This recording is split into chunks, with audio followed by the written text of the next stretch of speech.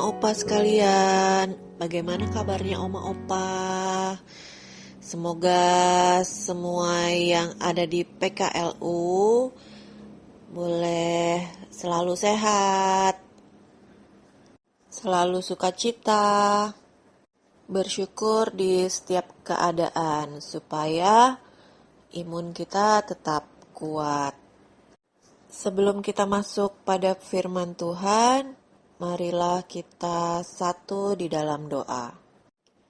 Bapa di dalam surga, terima kasih kalau kami kembali dipertemukan dalam ibadah Pelkat PKLU perdana di tahun 2021 ini Tuhan. Terima kasih Tuhan Yesus karena Engkau selalu menjaga kami, Engkau selalu memimpin kami di tengah masa pandemi ini Tuhan, yang sudah mau 1 tahun kita lewati.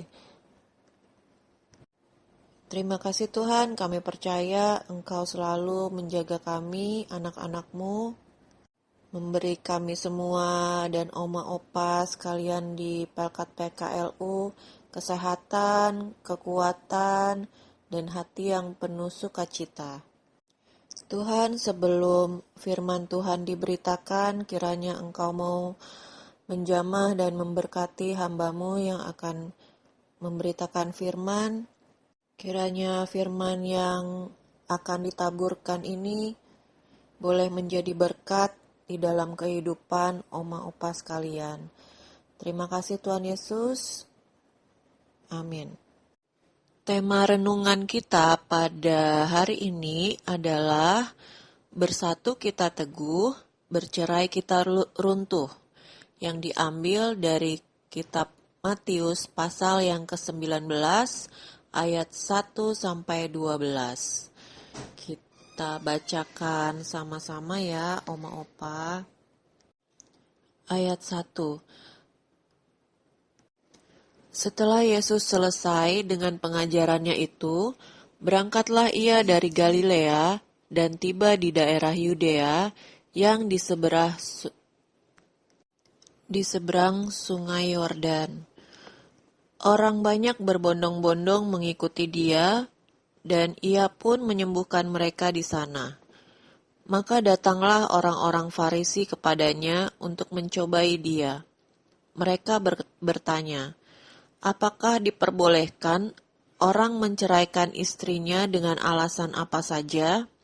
Jawab Yesus, tidakkah kamu baca bahwa Ia yang menciptakan manusia sejak semula, menjadikan mereka laki-laki dan perempuan?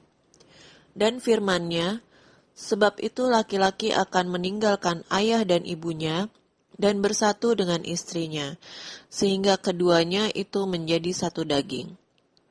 Demikianlah mereka bukan lagi dua, melainkan satu. Karena itu, apa yang telah dipersatukan Allah tidak boleh diceraikan manusia. Kata mereka kepadanya, jika demikian, apakah sebabnya Musa memerintahkan untuk memberikan surat cerai jika orang menceraikan istrinya? Kata Yesus kepada mereka, karena ketegaran hatimu, Musa mengizinkan kamu menceraikan istrimu, tetapi sejak semula tidaklah demikian. Tetapi aku berkata kepadamu, barang siapa menceraikan istrinya, kecuali karena zina, lalu kawin dengan perempuan lain, ia berbuat zina. Murid-murid itu berkata kepadanya, jika demikian halnya hubungan antara suami dan istri, lebih baik jangan kawin. Akan tetapi ia berkata kepada mereka, tidak semua orang dapat mengerti perkataan itu. Hanya mereka yang dikaruniai saja. Ada orang yang tidak dapat kawin karena ia memang lahir demikian dari rahim ibunya. Ada orang yang dijadikan demikian oleh orang lain. Dan ada orang yang membuat dirinya demikian karena kemauannya sendiri, oleh karena kerajaan sorga. Siapa yang dapat mengerti, hendaklah ia mengerti. Demikianlah firman Tuhan. Judul dari pembacaan firman Tuhan pada kali ini adalah perceraian. Di zaman sekarang ini, perceraian itu sudah menjadi suatu hal yang sangat biasa. Terutama kita lihat di keluarga-keluarga yang masih muda, ataupun di keluarga-keluarga yang sudah mengarungi bahtera rumah tangga, mungkin sekitar 10 tahun, 15 tahun. Kalau di awal-awal pernikahan, semuanya masih manis-manis, masih yang bagus-bagus. Makin kesana, makin banyak masalah, makin banyak pergumulan. Karena yang namanya pernikahan itu bukan yang enak-enaknya aja, tapi juga siap untuk menghadapi banyak yang gak enaknya gitu.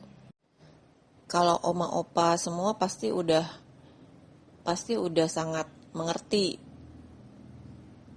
bagaimana perjuangan menghadapi bahtera rumah tangga, karena memang oma opa sudah melewatinya dan terbukti berhasil melewati seluruh perjuangan hidup.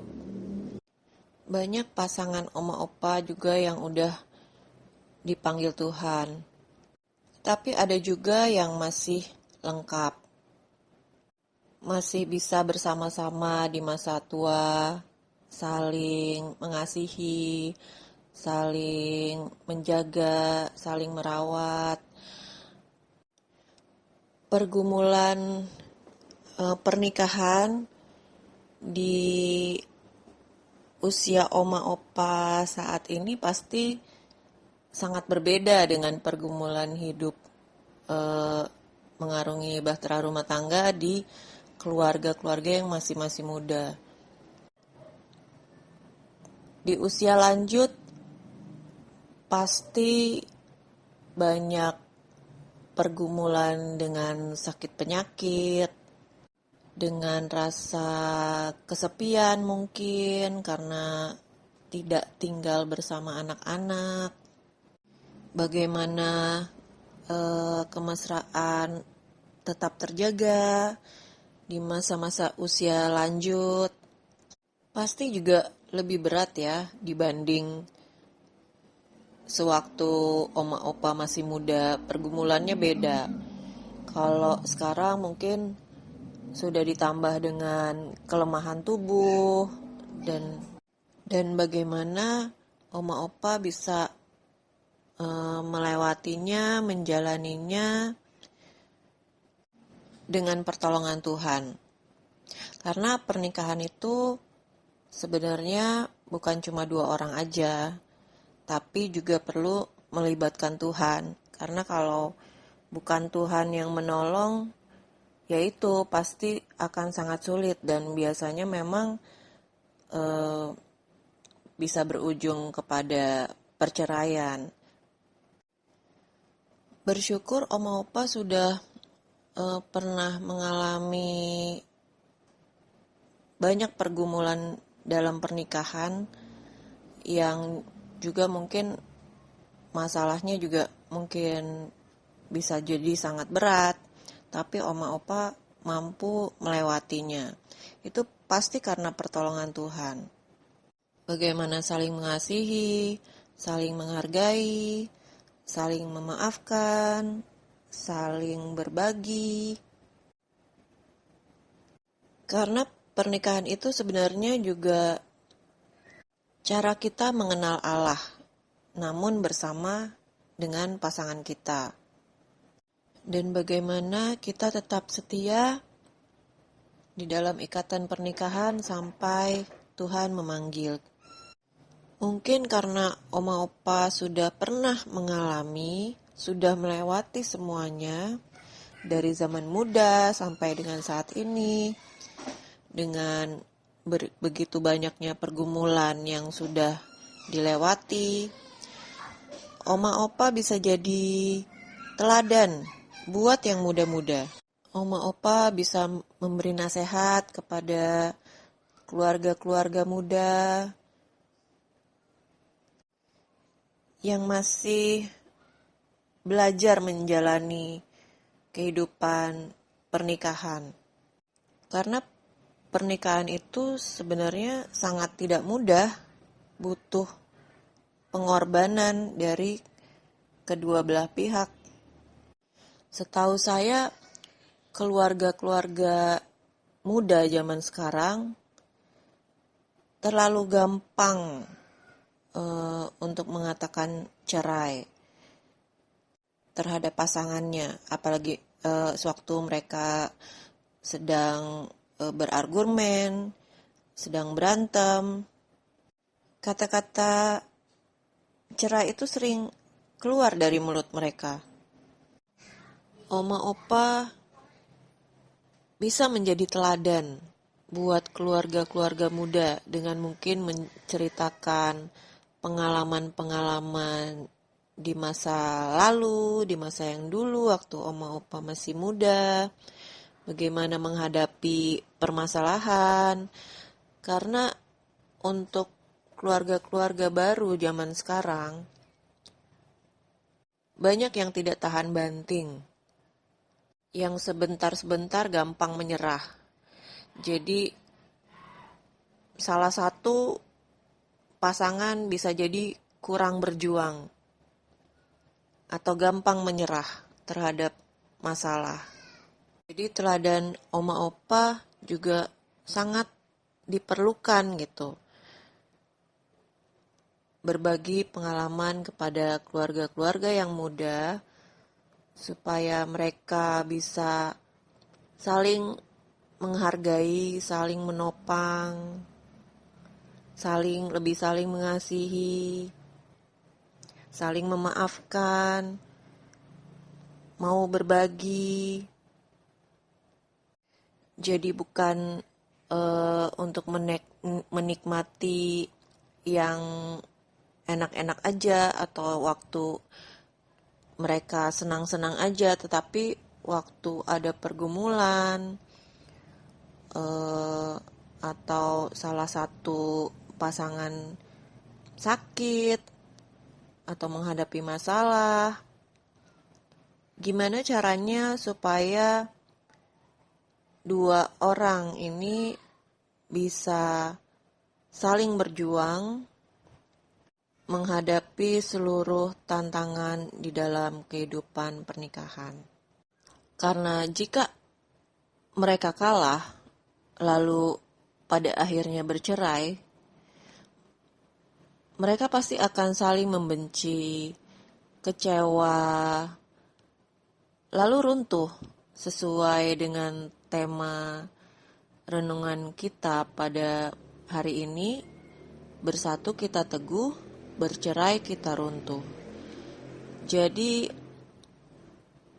yang paling baik adalah tetap bersatu dengan ikatan cinta kasih yang kudus sesuai dengan firman Allah, apa yang Tuhan sudah ajarkan kepada kita.